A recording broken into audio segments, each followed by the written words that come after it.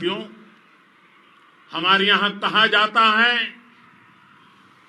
खड्गेन आक्रम्य भंजितः, खड्गेन आक्रम्य भुंजितः।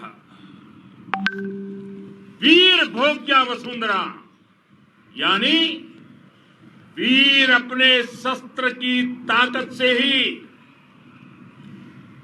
धरती की, मातृभूमि की रक्षा करते हैं। ये धरती वीर भोग्या है, वीरों के लिए है।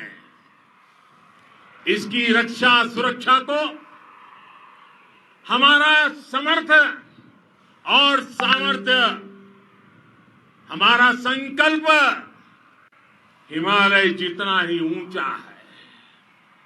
ये सामर्थ्य और ये संकल्प में इस समय आपकी आंखों में मैं देख सकता हूं, आपके चेहरों पर ये साफ साफ नजर आता है। आप उसी धरती के वीर हैं जिसने हजारों वर्षों से अनेकों आक्रांताओं के हमलों को, अत्याचारों का मुंह तोड़ जवाब दिया है। हम, और ये हमारी पहचान है, हम वो लोग हैं जो बांसुरीधारी कृष्ण की पूजा करते हैं, तो हम वही लोग हैं जो सुदर्शन चक्रधारी कृष्ण को भी आदर्श मान करके चलते हैं। इसी प्रेरणा से हर आक्रमण के बाद भारत और सशक्त होकर उभरा है। साथियों, राष्ट्र की, दुनिया की, मानवता की प्रगति के लिए शांति और मित्रता हर कोई स्वीकार करता है, हर कोई मानता है बहुत जरूरी है। लेकिन हम ये भी जानते हैं कि शांति निर्बल कभी नहीं ला सकता। कमजोर शांति की पहल नहीं कर सकता। वीरता ही शांति की पूर्व शर्त होती है। भारत आज जल, थल, नभ और अंतरिक्ष तक अगर अपनी ताकत बढ़ा रहा है तो उसके पीछे का लक्ष्य मानव कल्याण ही है। भारत आज आधुनिक अस्त्र शस्त्र का निर्माण कर रहा है। दुनिया के आधुनिक से आधुनिक तकनीक भारत की सेना के लिए ला रहे हैं, तो उसके पीछे की भावना भी यही है। भारत अगर आधुनिक इंफ्रास्ट्रक्चर का निर्माण तेजी से कर रहा है तो उसके पीछे का संदेश भी यही है। विश्व युद्ध को अगर हम याद करें, विश्व युद्ध हो या फिर शांति की बात, जब भी जरूरत पड़ी है, विश्व ने हमारे वीरों का पराक्रम भी देखा है और विश्व शांति के उनके प्रयासों को महसूस भी किया है। हमने हमेशा मानवता की, इंसानियत की, ह्यूमैनिटी की रक्षा और सुरक्षा के लिए काम किया है, जीवन खपाया है। आप सभी भारत के इसी लक्ष्य को, भारत की इसी परंपरा को, भारत की इस महान संस्कृति को स्थापित करने वाले अगवा लीडर हो। साथियों, महान संत तिरुवल्लुवर जी ने सैकड़ों वर्ष पूर्व कहा था, मारामाणम मांडह वड़ी चेलव तेतुम येना नानगे येमम पढ़ाई कहा। यानी शौर्य, सम्मान, मर्यादा पूर्ण व्यवहार की परंपरा और विश्वसनीयता, ये चार गुण किसी भी देश की सेना का प्रतिबिंब होते हैं। भारत की सेनाएं हमेशा से इसी मार्ग पर चली है। साथियों, विस्तारवाद का युग समाप्त हो चुका है। ये युग विकासवाद का है। तेजी से बदलते हुए समय में विकासवाद ही प्रासंगिक है।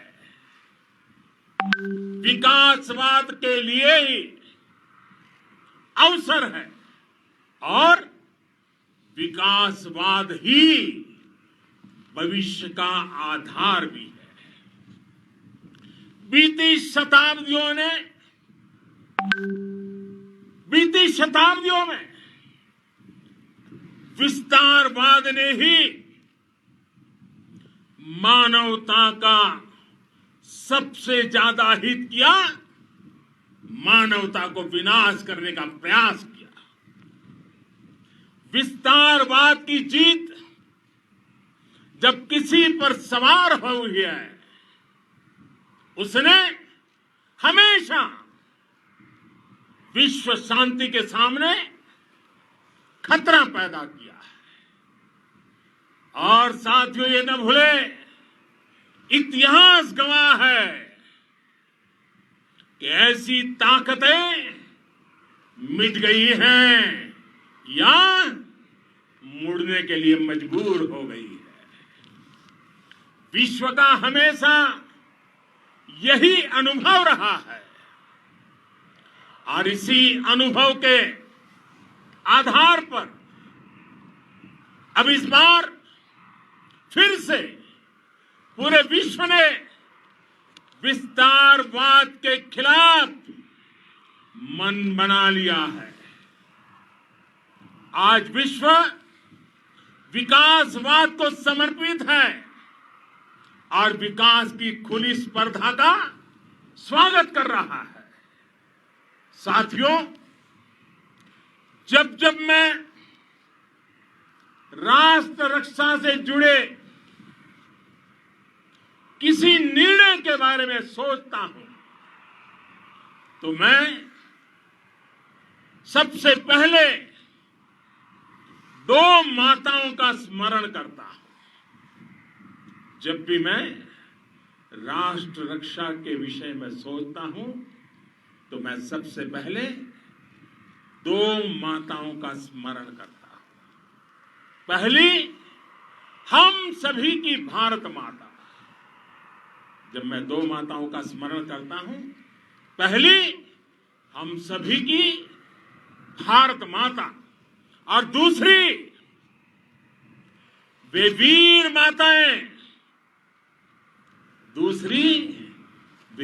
माताएं, जिन्होंने आप जैसे पराक्रमी योद्धाओं को जन्म दिया है। मैं उन दो माताओं का स्मरण करता हूं। मेरे निर्णय की कसौटी यही है।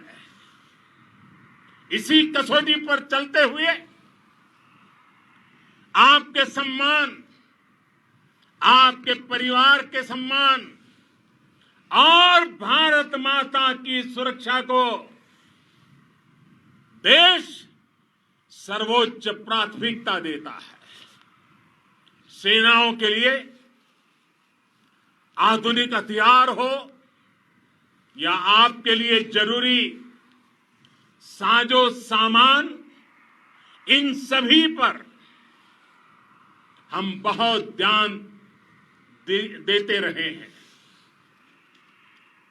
अब देश में बॉर्डर इंफ्रास्ट्रक्चर पर खर्च करीब करीब 3 गुना कर दिया गया है। इससे बॉर्डर एरिया डेवलपमेंट और सीमा पर सड़कें पुल बनाने का काम भी बहुत तेजी से हुआ है। इसका एक बहुत बड़ा लाभ यह भी हुआ है कि अब आप तक सामान भी कम समय में पहुंचता है। साथियों, सेनाओं में बेहतर समन्वय के लिए लंबे समय से जिसकी आशा थी, वो चीफ ऑफ डिफेंस स्टाफ के पद का गठन करने की बात हो या फिर नेशनल वॉर मेमोरियल का निर्माण, 1 रैंक 1 पेंशन का फैसला हो या फिर आपके परिवार की देखरेख से लेकर शिक्षा तक की सही व्यवस्था के लिए लगातार